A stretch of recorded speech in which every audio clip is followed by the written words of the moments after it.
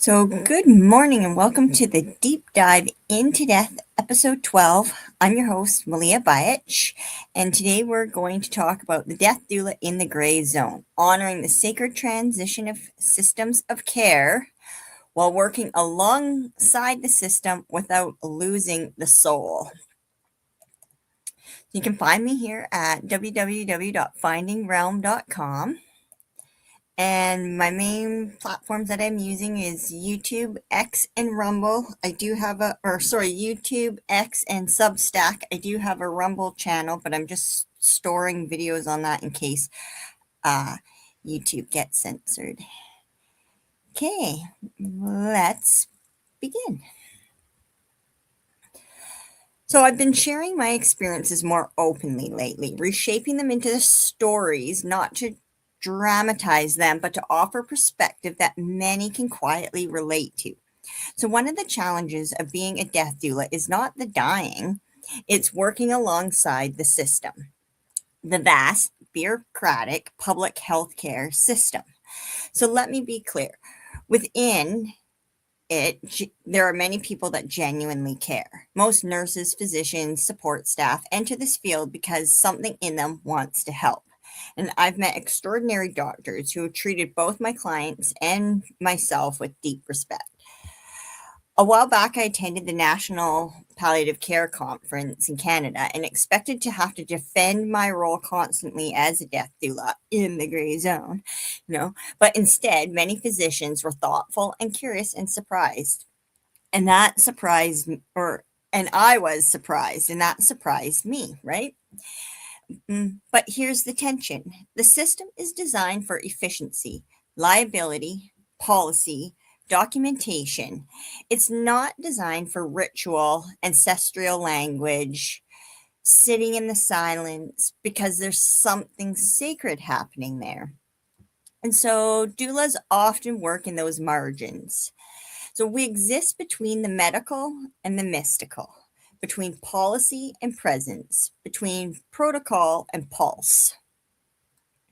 The issue is not that medicine is wrong. The issue is that it's incomplete.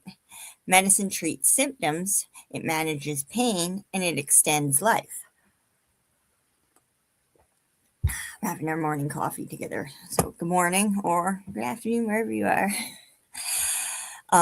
The real spiritual question is relational fractures, old identities dissolving, and family systems that are cracking open.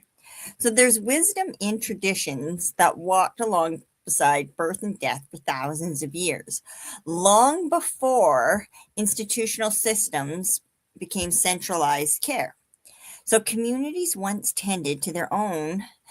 Death happened at home, and the body was washed by familiar hands. As medicine professionalized in the early 20th century, much of that community-based care moved into institutions. There were benefits, sanitation, pain control, surgical advancement, but something else slowly thinned. We outsourced death. When you outsource something, you also distance yourself from it. And as I was caring for a dear friend, someone who longed for that old wisdom, the greatest challenge for us was not her dying. It was navigating the system around her. So this time my advocacy had looked a little bit different. Caring for her body is what felt intuitive. Advocating within policy is what did not. There have been moments where I had to call the system forward. Not everyone all ever noticed the patterns. A few small became so much by the book that the book replaced the human in front of them. And policy becomes louder than presence sometimes. And in those moments, the simple act of introducing yourself gently, of acknowledging the body with kindness, and speaking to someone as if they're still fully there can get lost. Not because people are cruel, but because the system rewards compliance and not soulfulness. So, this piece is a little bit for those who feel that tension. For the nurses who whisper, I wish we still had more time. For the doctors who do sit a little longer than their schedules allow. And for the caregivers who know something sacred is happening but don't have the language for it. And for the doulas walking in the gray zone. We're all not anti medicine and we're not anti system, we're pro human. We're advocating for the widening of care, not the dismantling of it.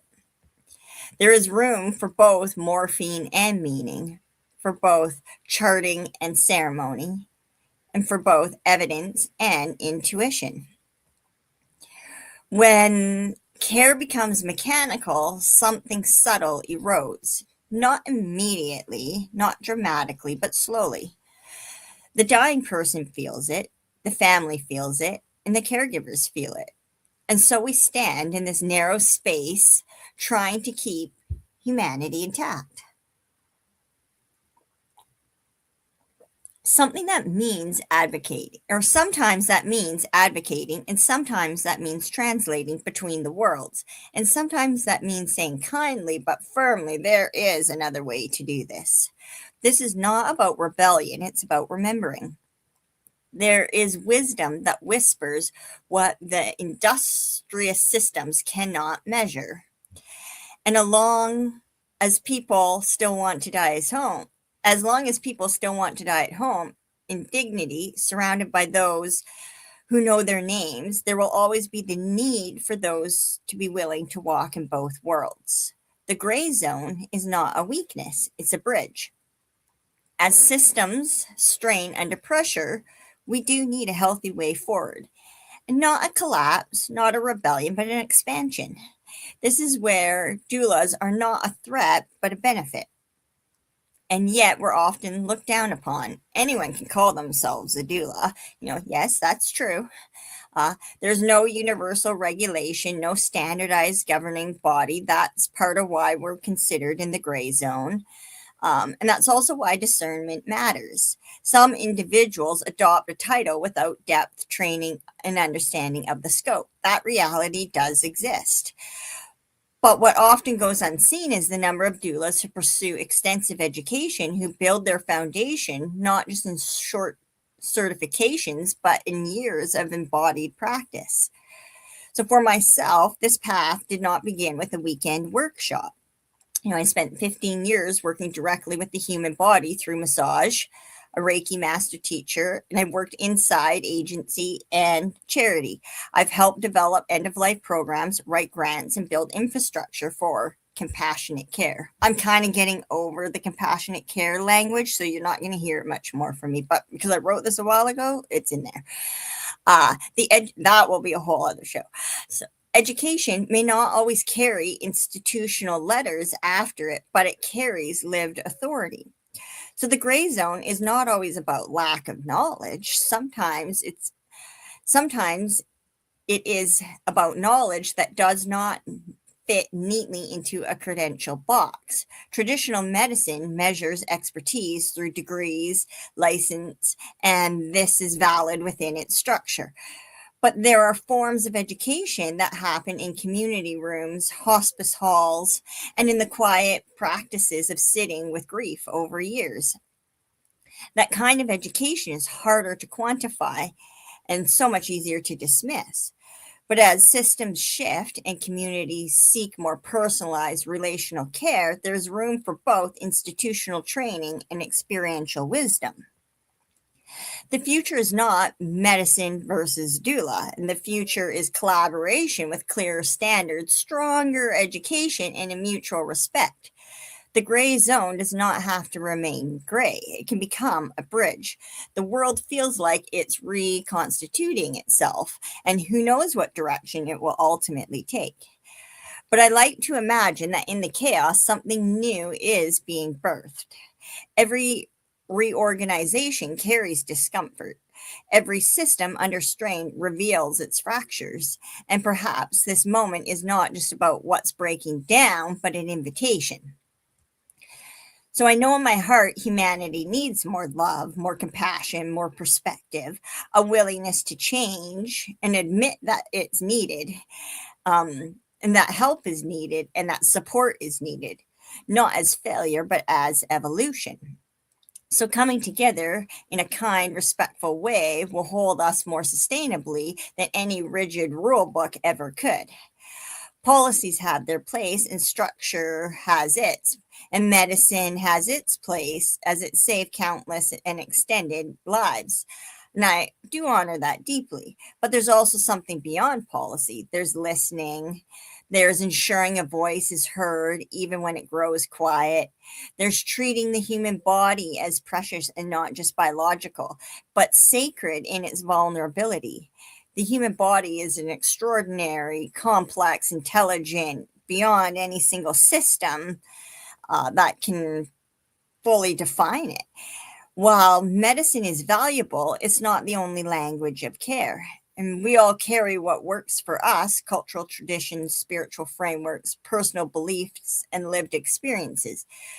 There are many pathways towards one common reality that we will all return. So call it infinite, call it nature, call it the universe, call it a mystery, whatever.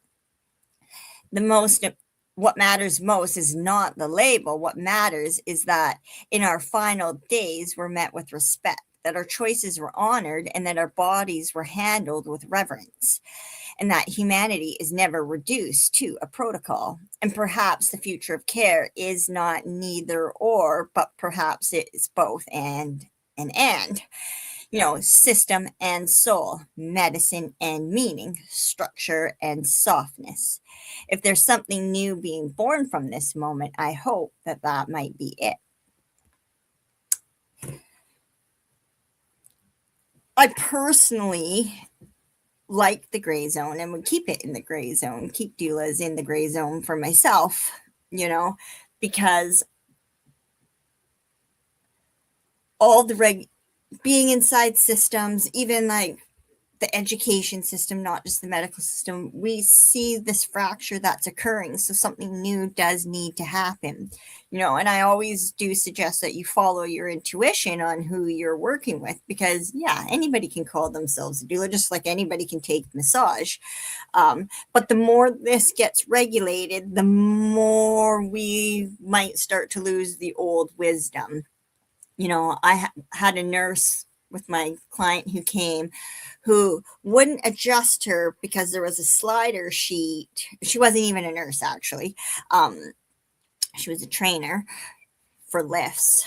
I can't remember what that title's called. But so she wouldn't actually adjust her because there was a slider sheet in her bed, and that slider sheet isn't supposed to be there according to her protocol, so she wouldn't do it. So instead of working with what the person needed, and there was three of us, so it was actually pretty easy to do the straighten her out, she wouldn't do it, so that's where protocol gets in the way of humanity sometimes. After that moment, I was a little livid. After that moment, I figured out how to do a lot of that stuff myself, so it's not rocket science. And sometimes people have to go beyond the book just a little bit here. But on the other side of the scale, there's so many healthcare workers that we worked with who were all about making sure she was comfortable and that she did have care versus everything by protocol and book, So it goes both ways. Some people are meant for the job and some people aren't. Some people have a degree in something but still royally suck at their job, and somebody may have quietly studied in the background and be the most awesomest ever, So the systems are falling, I suppose, which is a great thing. That's what I think, anyways. Yeah, so I'll keep it short and sweet. I'm trying to keep these videos under 15 minutes. So thank you very much. So once again,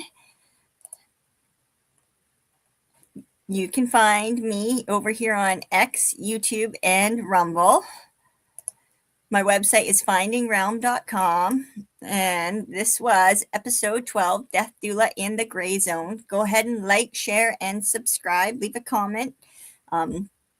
Yeah, thank you very much. Enjoy the rest of your day.